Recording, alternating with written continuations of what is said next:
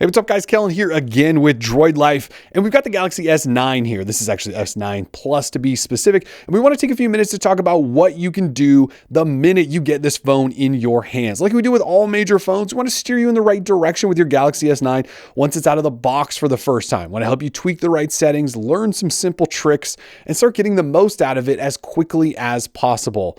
These are the first 10 things we think you should do with the Galaxy S9.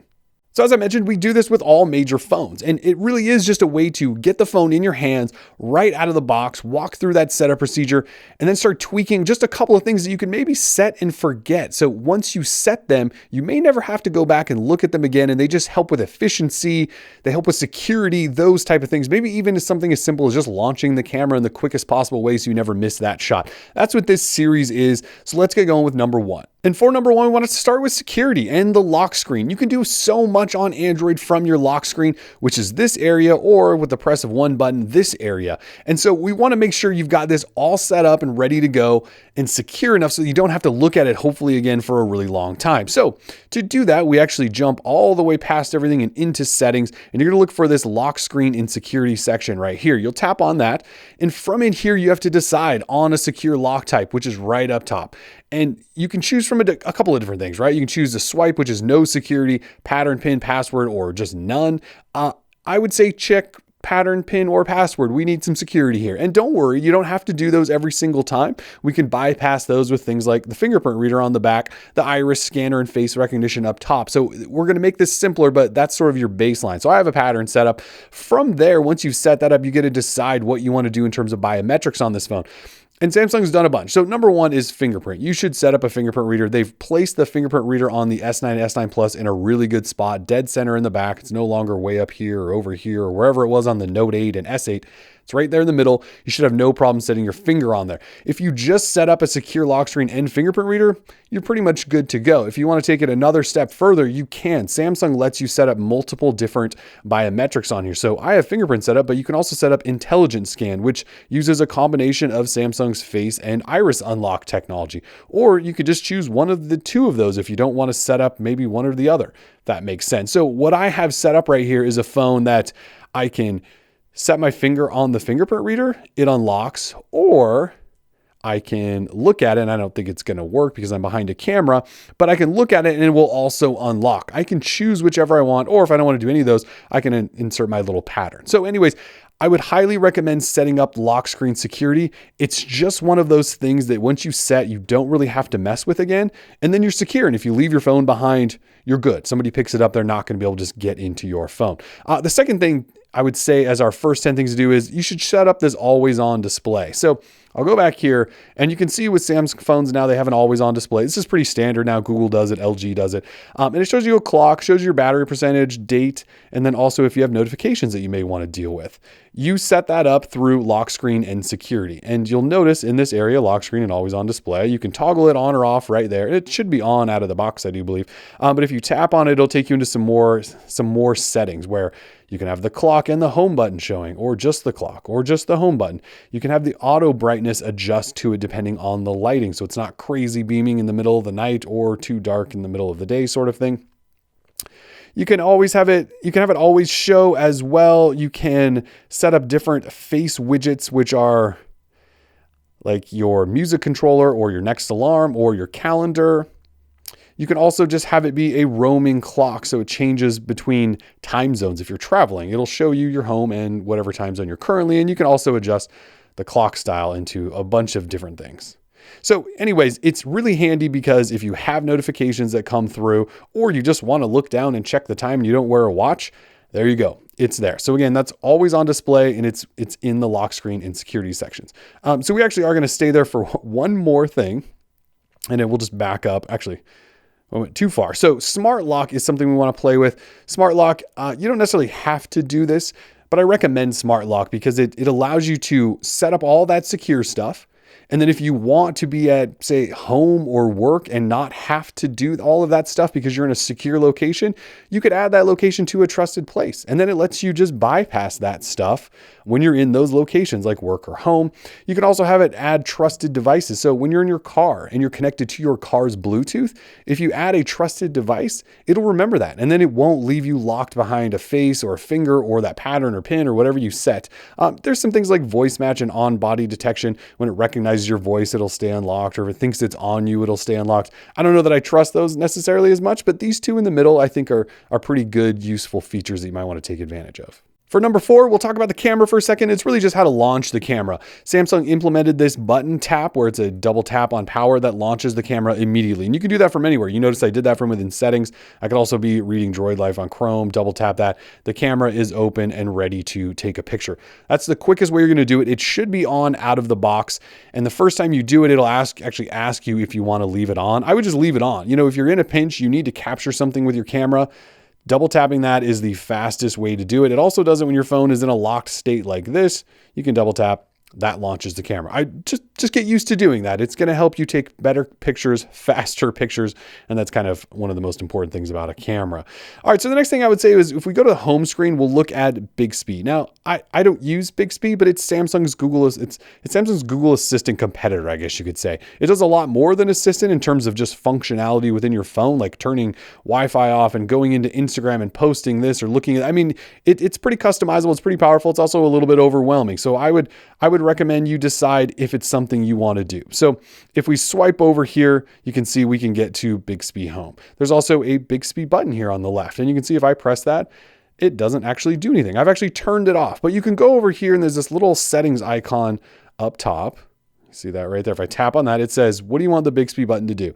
And you can have it set so that if I'm over here or I'm in Chrome and I press that Bixby button, it opens Bixby. Or if I untoggle that, it turns it off. So now if I accidentally press that button, which happens to be on the opposite side of the power button, so you will frequently accidentally press it, it does nothing. At the same time, I can long press and hold it and it will launch Bixby. So there is still a way, even though I've turned it off from opening home, it will still do that. And look, Bixby, I'm not gonna sell you on using it or not using it. If you want to use Bixby, go in, set it up, see if there's some commands that make a lot of sense to you. Again, for me, I just use Google Assistant. I don't need Bixby, but there are some things in there that might be useful and some people do enjoy it. But either way, that is how you kind of control that button.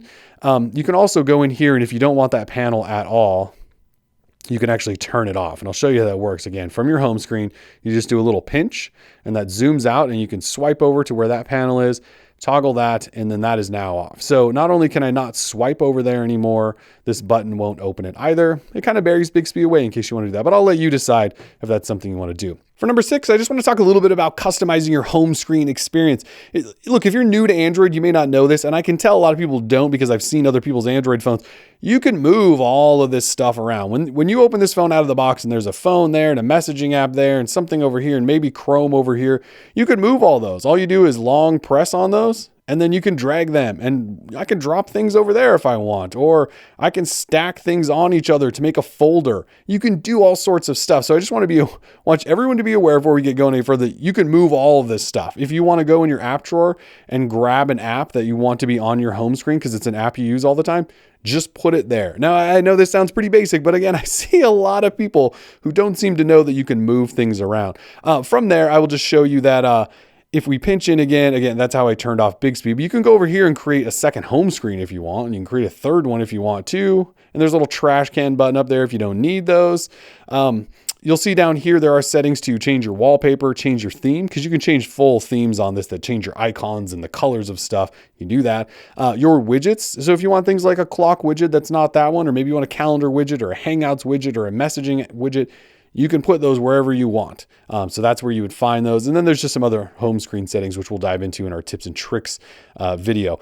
From there, though, with Samsung's launcher, it is a swipe up, and that gets you into your app drawer, and then you scroll horizontally to get to your other apps. As I just showed you, if you want to grab something, you just do, and then you drag it down and then drop it on there. One other thing I will point out though is if you long press on something and let it go, there's some other options here like select items, add to home, disable. So if I go select items, I can then grab multiple things, and then you'll see this button up top that says create a folder. So I can then create a folder with those apps. Tap that. It sits as a folder in my app drawer, and then I can grab that if I want and drag it onto my home screen. And now I have a folder full of apps. That's the quickest way, I think, to make an app folder on Samsung phones. And then if I want to add more, there's an actual add apps button right here, and then you can scroll through and add more to it. So just keep that in mind. But again, this is Android. You can customize all of this stuff. And look, if you don't want Samsung's experience, which is this app drawer and this long press and all that, this is Android, so there are also dozens and dozens of third-party launchers, and we'll let you look that up if you don't know what those are, but just maybe go to Google Play and type in launcher and see what you get. Nova Launcher is one we'd recommend. Action Launcher is a good one. There's a whole bunch of good ones out there that you may want to take a look at. From there, I like to remind people to dive into their quick settings panel and really get that set up for prime efficiency. So again, this is one of those set and forget kind of things, right? We tweak it once, hopefully we don't need to tweak it again, but it helps us use our phone better. So if you know what I'm talking about, when you swipe down your notification panel once, you get notifications, and then up top you have 6 quick settings that you can adjust. Like mine has Wi-Fi, auto rotation, my blue light filter, do not disturb mode, my flashlight, and Bluetooth. And if I scroll down again or swipe down again, I have even more settings that I can choose from. And if I swipe over this way, there's more once again. So there's all sorts of quick settings. But the big idea here is to set up those first 6. So as you swipe down that first time, those 6 settings that you tweak the most on your phone are right there. So in order to do that, you swipe down into the expanded way, tap this little menu up here, and then hit button order. And then you can just grab and press and hold and drag items to wherever you want them. And then once you get that order, you can see again, my top 6 are there. Once you get them ordered the way you want, or you can even remove them too. If you find something you don't use or that you do use, you can add it, remove it. You hit done, and then that sits in that order. So again, swipe down. That's exactly what you want, is your top 6 most used to be right there. The other thing, if you didn't realize, this is a brightness slider, so you can dim your phone or go all the way up to super max bright. If we tap this little down arrow next to it, there's a couple of settings in here. One to make sure it just auto brightens itself. There's also one to show control on top, which is supposed to mean that that meter shows on top of the notification panel. Mine just doesn't seem to want to do that, but that is what that's for. So anyways, set that up. It's a set and forget thing that really helps you just use your phone more efficiently without having to dive in to find those settings constantly. The next thing I want to talk about is 2 I have up here, blue light filter and do not disturb. Again, more set and forget sort of thing. So blue light filter, if I turn that on, you'll see my screen goes an amberish color. Blue light filters help ease strain on your eyes at night. So if you're looking at your phone right before you go to bed, it's good to use a blue light filter. Take out that blue, take away that strain, help you go to sleep easier, that sort of thing. Do not disturb is obviously one of those settings you may want to turn on when you don't want notifications to come through. You're trying to sleep, whatever it is, quiet, you're in a meeting, that sort of thing. So these 2 things I would say set up, and then hopefully you don't have to tweak them again. So we can long press, and that will take us into blue light filter settings. You can turn it on whenever you want using that quick settings panel settings button, or you can come in here and turn on, but you can turn on as scheduled, which is what I typically do. So you set it to turn on at any time or specific time. So I have mine right now set up from sunset to sunrise. It will turn on that blue light filter, but you can set a custom schedule up too, which would be each day. At a certain time you want it to turn on, you could have it do that. So anyway, blue light filter, definitely take advantage of that. As far as do not disturb is exactly what you think it is. It puts your phone in a state where you hopefully do not get disturbed. Now, I always have a schedule set up, like mine kicks on at 10 p.m. every night, turns off the next day at 7 a.m. And that's every day of the week, but you could customize that to be 5 days a week. And then weekends, you have a different schedule. You can set up multiple schedule. You can set up exceptions so that alarms come through. Or if somebody calls you multiple times in a row, possibly because it's an emergency, that will come through. Or you can even set up to have your friends and family, their messages still come through. So you can set up lots of stuff. The do not disturb settings are there. If you want to find those in terms of just settings, maybe you don't have these shortcuts, you just go into settings. And in sounds and vibration, you should see do not disturb. That's where that is. And then for blue light filter, it is in display and it's right there, blue light filter. So, and again, just set those up, forget about them, and then you can move on to just enjoying your phone. Next up, I just want to talk about Samsung's Edge screen. I don't use the edge screen, but you may find it really useful. So you notice there's this little tab right here on this right side. I don't know if you can pick that up or not. Anyway, you can swipe that out from the edge and you get some stuff. You get tools, apps, shortcuts, contacts, all of that stuff in here if you want, weather, whatever you want. It's called Apps Edge. Again, there's a little tab and you can see it right there. And I just swipe it out. And then I can get to a page where I can maybe put favorite apps that I use all the time. Maybe I want to put quick contacts for people I contact frequently there. Here's also some smart select tools, which are kind of cool. Like you can make animated GIFs, or you could just rectangle a piece of, say, an article or an image that you might want to share, that sort of thing. This is one of those actually like as a device maintenance one. Shows you battery, performance mode, storage, and memory, and if it can fix anything, free anything up, improve battery life, that sort of thing. If you're one of those people that worries about that stuff, there's a weather panel. There's a whole bunch of stuff. You can customize that with the little gear icon in the bottom corner once you have it open. And in here is where you can actually turn off and on different panels.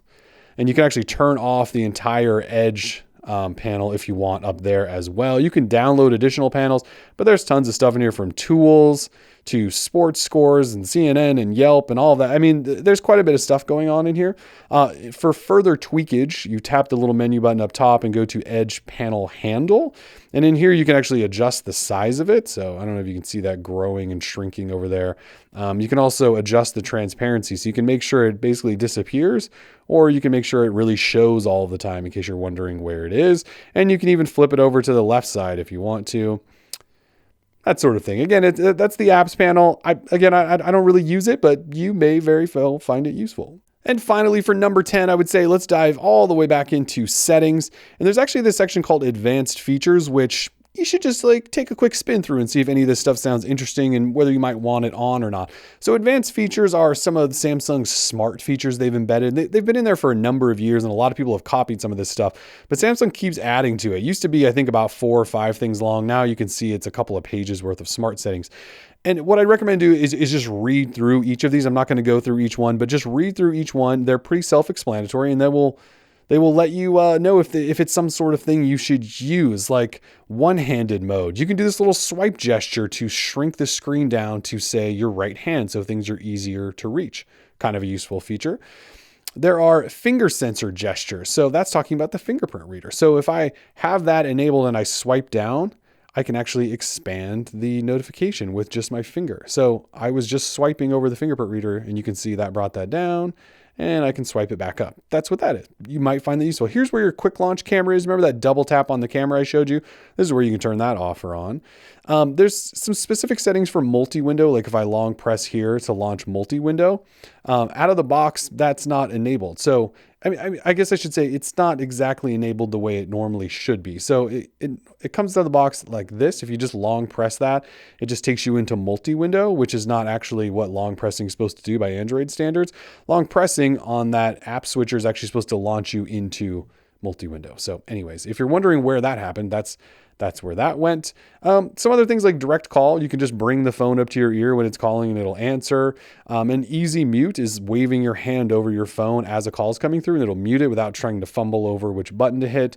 There's a way to use dual messengers with 2 accounts. There's a video enhancer. There's a touch sensitivity enhancer if you have a screen protector on. Again, advanced features. I'm not going to walk through every single one of these, but you should look through this list to see if any of this stuff sounds interesting. It might be something that you want to use. And finally, just as a bonus, because I haven't talked about this, if you want to take a screenshot on a Samsung phone, it's power and volume down. You hold those together for a second. You will see the screen flash. It takes a screenshot, and it actually shows you a little mini preview of a screenshot in the bottom corner. I'll show you that again. Long press, volume down, and power.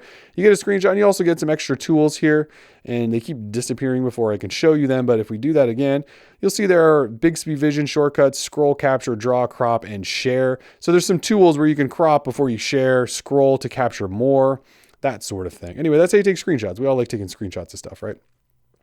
So that's it for now. First 10 things that we think you should do with your Galaxy S9 when you get it out of the box. We'll have tips and tricks later. We already unboxed it. We'll have a review too, so stay tuned for all of that stuff. We hope that gets you going though. We're Droid Life. Peace.